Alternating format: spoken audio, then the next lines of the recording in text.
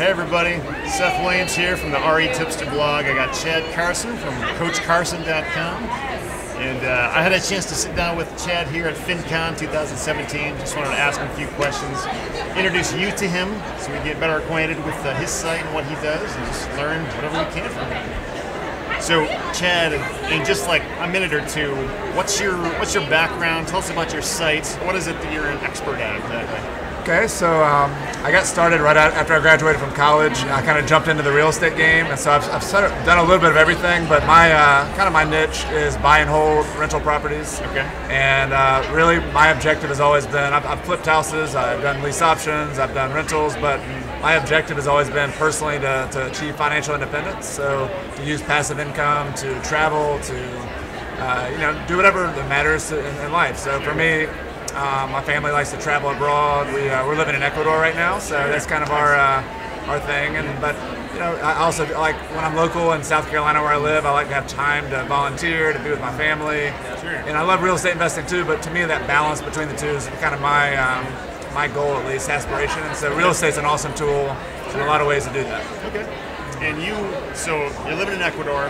You have properties in the U.S. Are you managing those from afar somehow, or how does that work? Yeah, so I have mainly college student rentals, some single-family houses, and so I kind of use two different solutions. I have an in-house person who manages a lot for us. We've trained her to do a lot, and she started as a bookkeeper and kind of grew into a role of a property manager, and then also hired a third-party manager to do. So I have kind of two different solutions, in-house, third-party, but I still pay the bills. So that's the great thing about technology. Anywhere you are in the world now, you can press a button and pay contractors and connect money from here to there, and I use cell phones abroad. So technology's really made real estate investing more mobile and flexible. Wherever you are, you can invest somewhere else. Yeah, okay.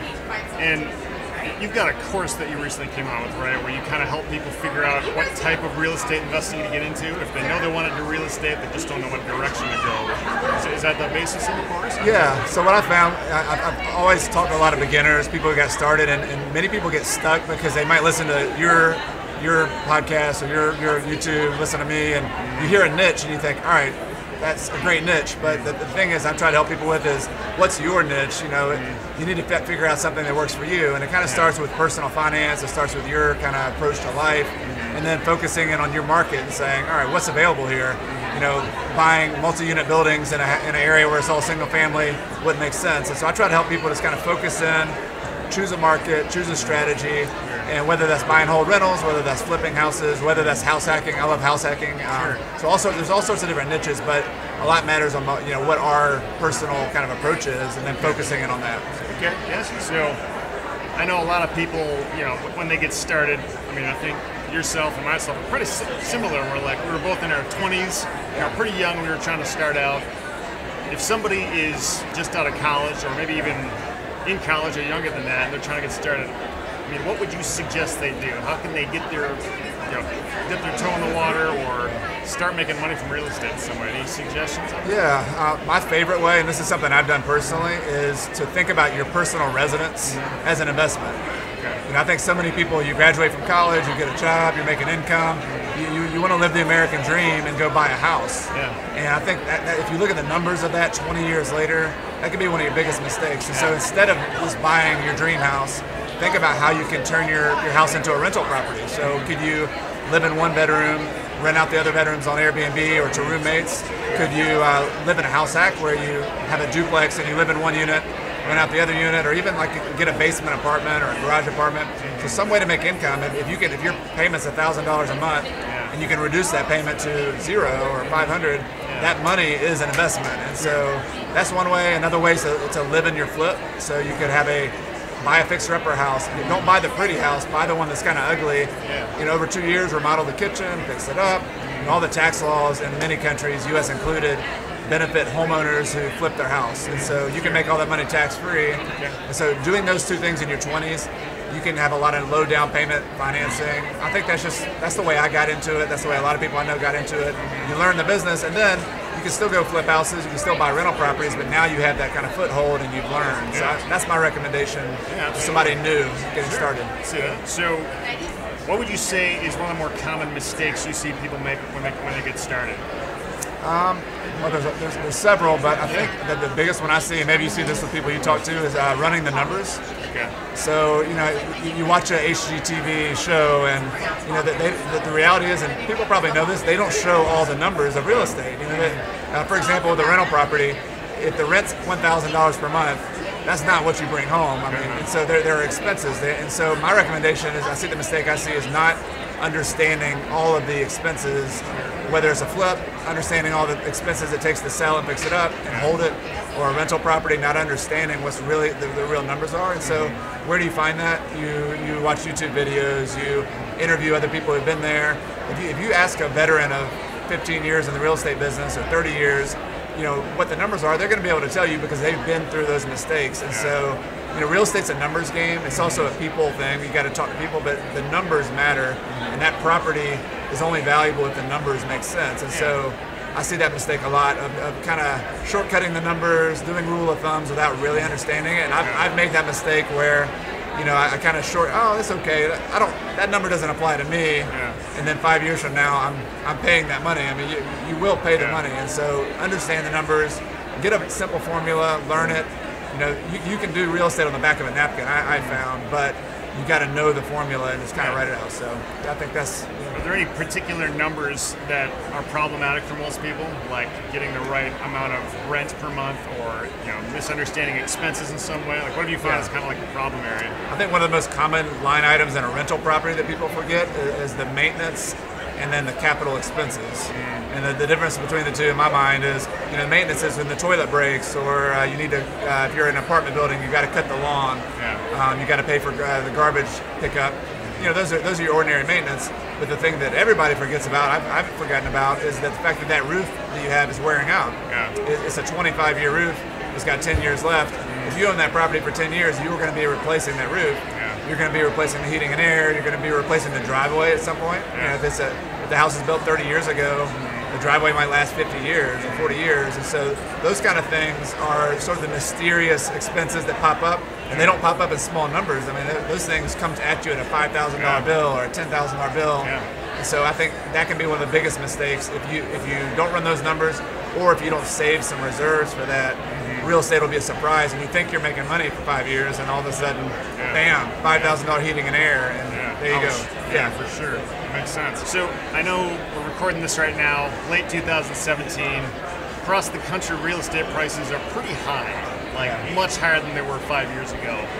Like in my market alone, prices are probably double what they used to be. If somebody's looking for a good deal right now, is it still possible to find good deals? Like, how would you suggest somebody go about looking for the best deal they can find?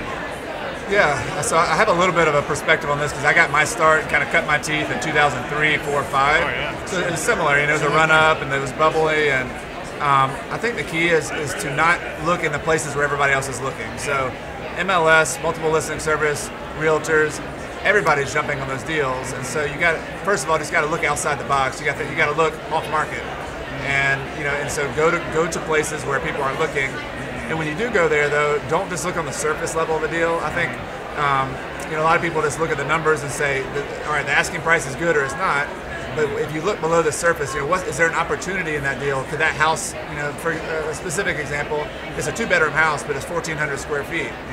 Maybe you can add an extra bedroom. Maybe you can add an extra bathroom. Sure. Yeah, is there something you can do or change the property? I think that's where I've made the most money on my deals. Is there's something lurking below the surface, whether it's adding value through remodels, whether it's changing the zoning, whether it's turning it from a regular rental to an Airbnb. If you change something, that's not. This is an entrepreneurial game.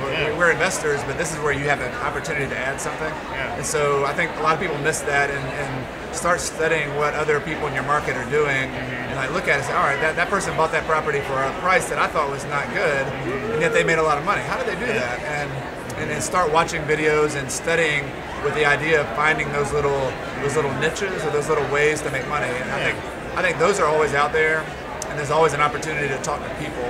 That's what I love about real estate. This isn't the stock market where my stock purchase is as good as yours. When Seth sits down and talks to somebody, they buy you. So that seller might say, I trust Seth to buy my house. And so we can always get out there and talk to people one-on-one. If you just hide behind a computer and make offers on MLS, that doesn't add any of your personal character. So get on the phone, get in person. I think those opportunities are there, whatever the market is. Sure. It's interesting, the whole concept of like how to change the property to add value. Like, are there, I don't know, top 2 or 3 things that you look for? Is it like adding bedrooms, like fixing up? Like, what kind of things would you be looking for? Yeah, I'll give you a couple. So the bedroom I mentioned was one of the top ones. So if you could search just by properties that have bigger square footage with 2 bedrooms, you know, a 3rd bedroom adds, I mean, every market's gonna be different, but that you've taken it from like a single person's house to a family house. Yeah, for sure. And 3 bedrooms in my market, in a suburban market, are very attractive. So that's one way. The other one that I think is very underutilized is zoning. And so I actually have a zoning map in my office, and you know, I actually colored it in with color crayons, or my kids borrowed my 4-year-old's crayons. They're like, Daddy, what are you doing with my crayons? I'm doing work. Yeah, come on. But and so I would go and like color in. All right, here's the RM4 zoning. Here's the RM1. And if you study the zoning in a town, sometimes you'll notice, all right, there's a single-family house on a 4-unit lot. And so you can buy that house. Maybe there's an extra lot you can lop off and build a duplex on there. So you might get a lot for free that nobody else realizes a lot. Or you might be able to, sometimes there's rules that you can rent to 4 people in a house in that zoning, but you can only rent to 2 people, like we're in a student housing. So I think study the size of houses and the bedrooms and baths, and then study your zoning, and actually like read through the zoning in your town and understand what the rules are. There's all sorts of little opportunities in the zoning.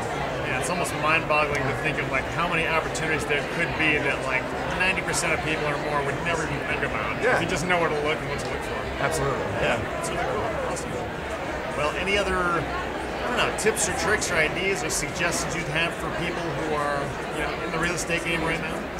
I'd say you're making a good choice. You know, I know, you know, the investment markets go up and down.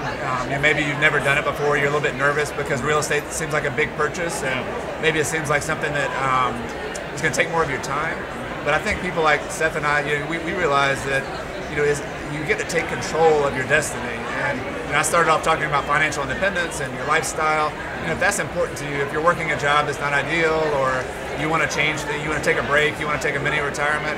I mean, real estate is something you can control. I mean, I love the fact that you can get your hands dirty, you can talk to a seller, you can kind of affect your own, where you're trying to go. And so I think it's a good decision. If you're thinking about real estate, if you're somebody who wants to kind of sit completely passively, invest your money, and you don't have any time, yeah, maybe it's not your thing, but there's so many opportunities and niches to invest your money, invest your time, and I just think I'm still excited about it 15 years later. I just think it's such a cool business, and encourage everybody to learn more and keep studying and get better at it. Absolutely.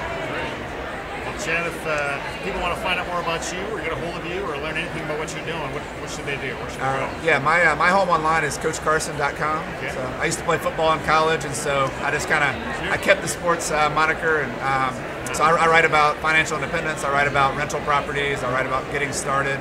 Some of the things we've talked about, and I would love for people to come by, and they can reach out to me there at Coach Carson.